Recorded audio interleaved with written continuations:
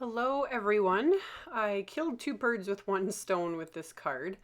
I wanted to participate in the latest Stamping Bella challenge, which was a sketch challenge, and I needed to make a birthday card for my oldest daughter. So I decided to use one of the Stamping Bella images and then thought while I was at it, I would participate in the sketch challenge.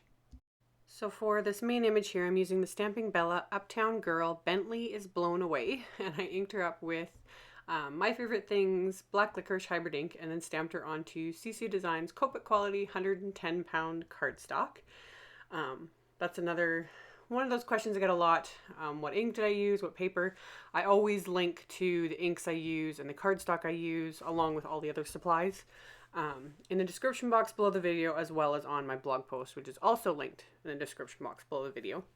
So I've super sped up the Copic coloring here, mostly just so I could include all of it, as well as save me a little bit of time in the length of the video and not having to creatively edit out parts and all that kind of stuff. I don't mind it sometimes, but for the sake of this video, I just super sped up the coloring because otherwise it would have been, well, about half an hour long. It only took me 15 minutes or so to color the image. I get asked that a lot too, like how long does it take? And yeah, I usually don't time myself when coloring. I just do it. I find it very therapeutic, and yeah, I don't bother watching the clock. Usually the only reason I'll know is if I'm watching the clock to, time when I'm picking up my kids from school or different things like that, or if I happen to actually notice on my camera the time lapse when coloring. But for the most part, I don't pay attention. I just sit and color and enjoy it. So I'm matching colors to the pattern paper I'm planning on using. I wanted to make this card super, super bright and cheerful, because yeah, it was for my oldest daughter's birthday, which is completely crazy. But yeah, she loves bright colors, and this image kind of reminded me of her too, so I kind of colored the hair like hers. And once I was done, I fussy cut out the image. That didn't take too long. I always do that off camera because it's so hard to hold the scissors at a proper angle and cut and see what I'm doing on camera. That just, it would take me 10 times longer. So I just shut the camera off and do it, my way. I've got a video that I posted a really long time ago, like years ago, on how to cut out stamped images with scissors. So, and it just shows how I do it. So once I'd fussy cut my image, I had my phone here. That's where I had taken just a picture of the sketch I was following. That way I've got it right in front of me and I don't have to keep referring back to my computer or print anything out. I just snap a picture with my phone, and then I've got my reference. So for the little main square panel, I just cut down some My Favorite Things Summer Splash cardstock, and then I used MFT's flat bottom clouds dies, which I seem to be using a lot lately. I go in spurts with things. So I'll use kind of the same items over and over again until I move on to something else. So I wasn't going to use them, but then I thought that would look so cute to kind of look like she's like actually floating through the sky. So I die cut them, adhered them, and then just flipped it over and trimmed off the pieces that were hanging over the edge. And then I matted that onto some patterned paper. And all the pattern paper I'm using is from the Doodlebug Hello Sunshine 6x6 pack, which is super bright and fun summery colors, which totally suit my daughter. And they were so fun to use. Just the bright colors just were jumping out at me. I just love it. So I did a lot of layering for this card, a lot more than I normally do. Usually especially the last year or two, I don't know how long, but styles change and everything else. I've been keeping cards somewhat more simple, I guess. But yeah, when it comes to making cards for my kids or close friends and that kind of thing, I like, going back to my roots basically and going all out with the layers and the pattern papers and the embellishments and all that fun stuff.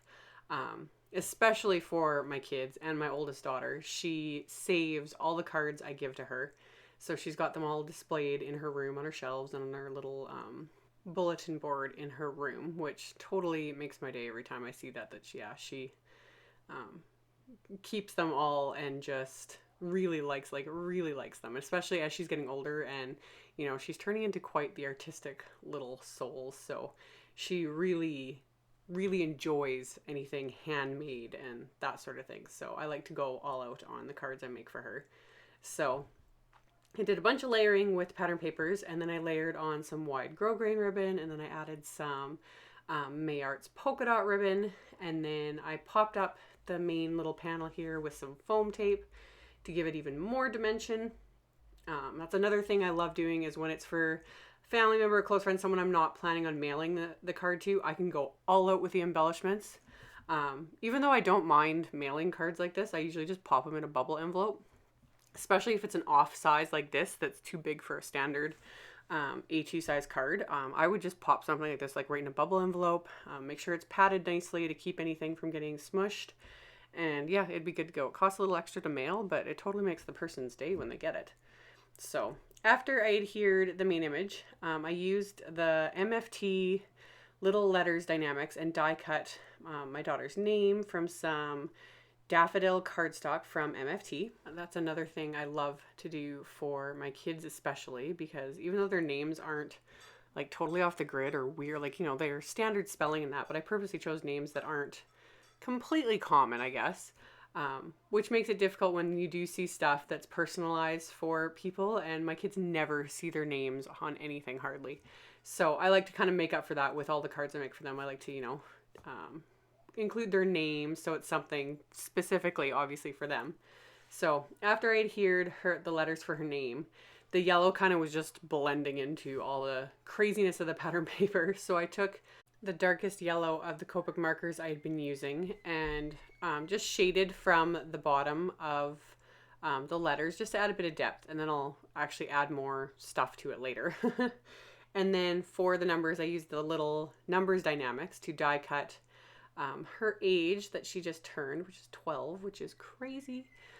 I was going to adhere these on the inside of the card, but I noticed they fit perfectly within that little balloon there, so I adhered those to the balloon. And then that pretty much finishes off the card front. So I had some white cardstock that I cut down to 8.5, or an 8.5 by 11 sheet of cardstock that I cut down to 5.5 by 11, and then scored at 5.5. So I've got a 5.5 inch square card base. And then I'm just going to adhere my card front panel with my ATG adhesive. So that'll be the card base. And then on the inside of the card, I had some leftover pattern paper from trimming down the pieces on the outside. So I set those aside, and then I had cut down a strip of that Summer Splash cardstock, and I've got a sentiment from the Simon Says Stamp handwritten borders that I've been wanting to use for months. I keep meaning and keep reaching for this, and then I don't end up using it. So it was perfect for this card to fit right on that little strip there. So I'm going to ink that up with the same black licorice hybrid ink and stamp it across the strip of cardstock. And then off camera, I just took a little black pen just to finish off the line because I just wanted it to go across. That was kind of my OCD. It bothered me that there was that teensy bit of a gap there on the left of the sentiment.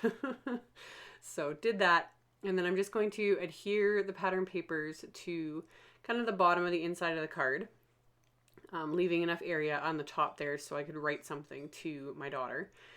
And then for this strip of cardstock, I only applied adhesive on each end. I wanted to leave the middle area clean, basically, because I had a little gift card for her. So I wanted to just use that as a holder, and that way it slipped nicely between the strip with the sentiment and the pattern papers. There was a little gift card included with her card. And then finally, I had to add a bit of shimmer, so I got out my Sparkle Pico embellisher from Imagine Crafts that I've shown multiple times that I am absolutely obsessed with. So you always got to shake it up really well because the shimmer pigment settles on the bottom. And then I always squeeze out a bit onto a scrap of paper just to make sure. But again, I've said this before, the way the cap is designed with the little needle that goes in the tip, it has not clogged yet. So, but I always check no matter what because I don't want to hold it over my creation, give it a good squeeze, and then it like explodes or something. So I used it to fill in the numbers, and then I added some detail to the dress as well, because with this little fine needle point detail, I was able to add, you know, some gloss and shimmer, and then filled in all the letters as well. And yeah, I love this thing. That, and I love that it dries so quickly. Like, seriously, under half an hour. So And even faster, usually I'll set my card beside a register with the heat, like hot air blowing over it, and it drives it even faster. So make sure to, I always wipe the nozzle off and then put the lid back on, and it's good to go. So as always, there will be a link below the video to my blog post and links to all the supplies used, all that fun stuff. So if you're interested in any of that, just check out the description box below the video. And thank you all so much for watching and subscribing and thumbs upping and commenting. I really appreciate it, and I will see you all next time. Bye.